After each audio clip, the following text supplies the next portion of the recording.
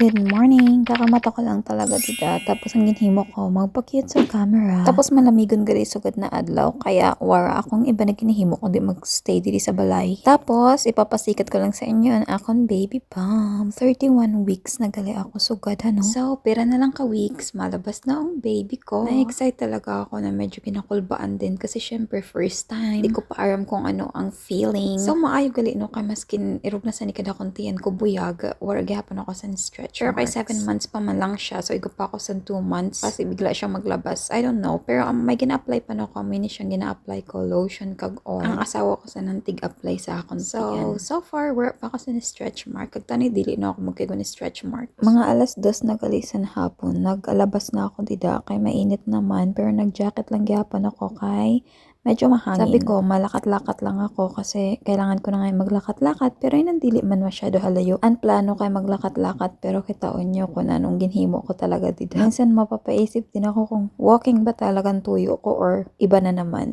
Kaganda sa inda lugar ano. Tanay, rugman sa ni sa Pinas. Walaan nyo kung ano yung dala ko. Tcharan! Bumili lang naman ako ng damit at wala akong bag na dala at ayokong bumili ng bag kasi sayang. Malapit lang naman yung bahay. Tapos eto, bit ko yung binili kong damit. Biglaan kasi, hindi ko naman plinano na bumili ng damit. Ganito kasi ako eh.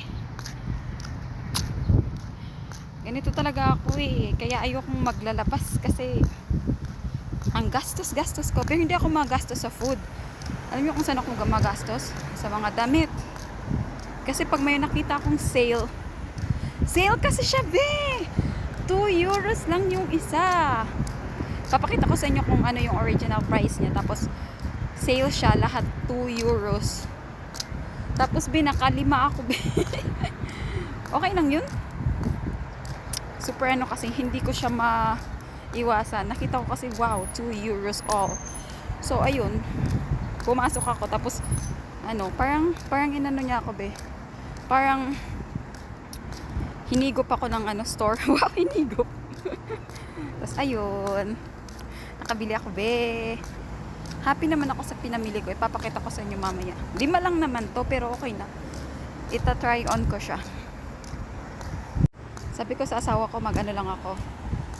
Mag-walking lang ako sa labas. O, diba yung walking napunta sa pamimili.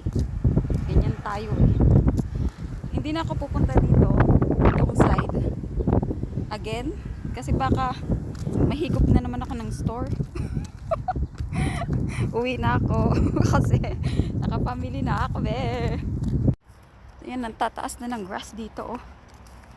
Ang tataas na ng grasses, hindi pa kinakat ng mga tao. So yan, mga apple yan. Hindi siya masyadong makita no. Pero apple yan. Oh yan, yan. Tingnan nyo. Oh, diba? Hindi nila yan pinapansin. Pero ako pinapansin ko yan. Pero hindi pa siya ready no. Ay, kinapoy ako san mapaayo. Nag-enjoy pa no ako san kita sa mga ano, mga bado.